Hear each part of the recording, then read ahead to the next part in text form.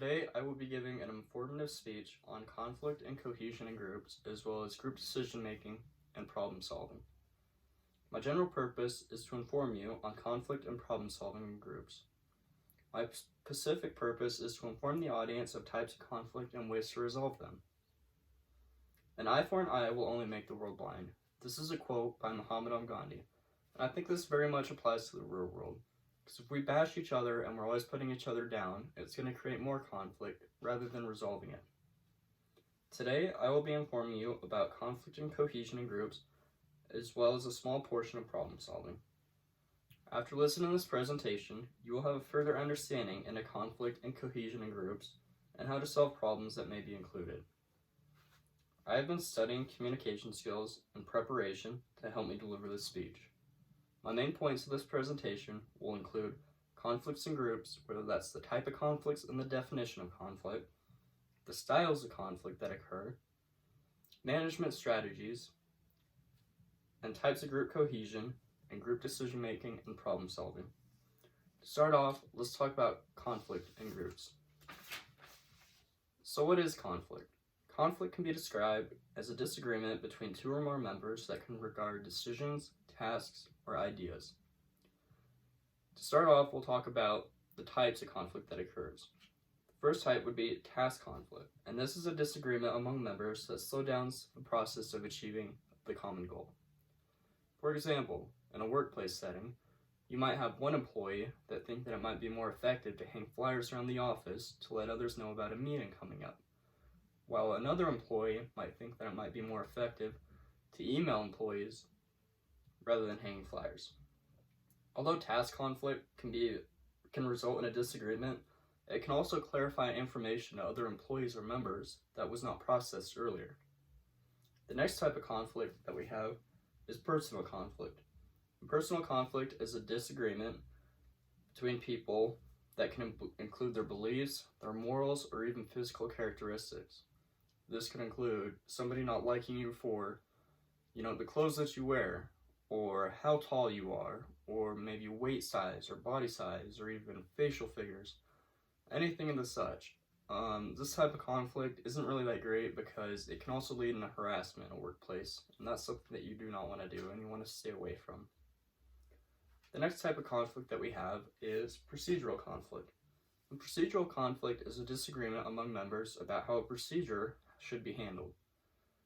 Most procedural conflict occurs in the workplace setting among managers. Now that you know what conflict is and the types of conflict, let's talk about the styles of conflict. The styles of conflict avoiding, accommodating, competing, and collaborating. To start off with, we'll talk about the avoiding conflict style. This is a style in when group members distract themselves or group members from a topic that may result in conflict. This is most common when a group member does not feel the strength to back up an opinion, so they just kind of rely on anybody else and agree with their other options. The accommodating conflict style is the opposite of the avoiding conflict style. Members would rather agree with others to strengthen the topic.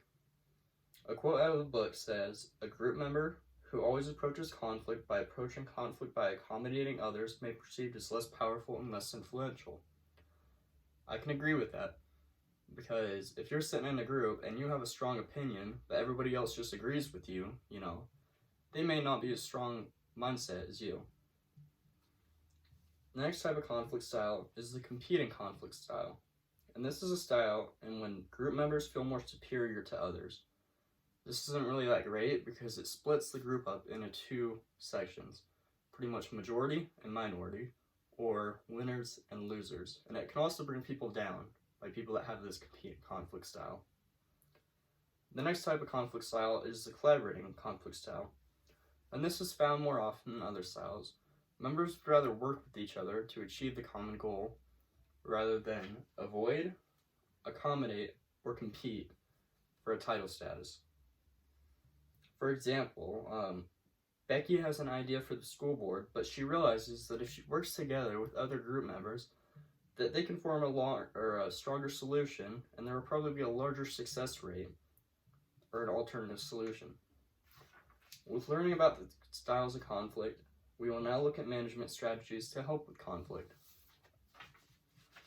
The first management strategy is called the 4Rs method. And this is a method that pertains to asking yourself questions about the group conflict that can give you a better understanding to find a strategy. So with the 4Rs, we have the first R is what reasons cause the conflict. Next is how are group members reacting to certain information or other ideas. What results may take place with the conflict that is occurring? Or what resolutions or ideas can we find to resolve the conflict in a friendly manner? The next management strategy is the AE-IOU model. And this involves 5 steps. It's kind of the same as the 4Rs. Assume that others mean well. Other members want the same goal as you. Think that. Believe that. Express your feelings by letting other members know how you feel about the conflict in ways that it can be avoided. Identify your goal. Let others know what steps or precautions you need to take in order to achieve the common goal. Outcomes you expect are made clear. Letting members know that they are expected to stick with guidelines or procedures in achieving that common goal. Understanding on a mutual basis is achieved. This means that all members guarantee that they will stick to the job assigned and they are clear of what goals and what they need to take care of. Our next management strategy is cooperative negotiation. This is another strategy for conflict that takes the interests of all and collaborates ideas together rather than individually. Next, we have anger management. Anger management is another form of dealing with conflict and where other group members ease tensions that are factoring and creating the conflict. It is a process that treats others with respect and open opinions. There are some steps involved that include understanding why you are angry, calmly expressing why the action is wrong, creating a resolution for the conflict, and simply listening to others. Listening to others can help so much with any type of conflict. Now that you know strategies in managing the conflict, we will discuss and learn factors of group cohesion and group decision making. Group cohesion is summarized as teamwork among members. There are different types of group cohesion that include social, task, collective, emotional, and structural. Now that you know about group cohesion, let's discuss group problem solving and decision making. With group problem solving, whatever the common goal of the group may be, there will always be obstacles or problems to resolve. Apart from problem solving, the group needs to be aware of that clear goal that they have, and this clear goal is the common goal. And next part of decision making is asking questions. Asking questions can clarify each member on what they need to do or what's happening. For decision making, groups have a different variety of options when it comes to this. A big majority is voting. We have 3 types of ways that people and groups can rely on decision making. We have a majority vote, which is more than half oppose or disagree with the situation. Next, we have a 2/3 vote, and this is when a vote that consists of at least 66% of group members oppose or agree with the situation. And lastly, we have a consensus. This is when all members have a say in deciding the right way to resolve issues. Now that you understand group cohesion and problem solving, we will now review material discussed throughout this presentation. I appreciate the time given to deliver this speech.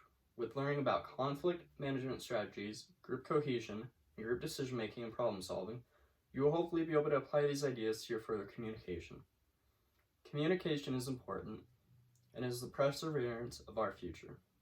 Thank you.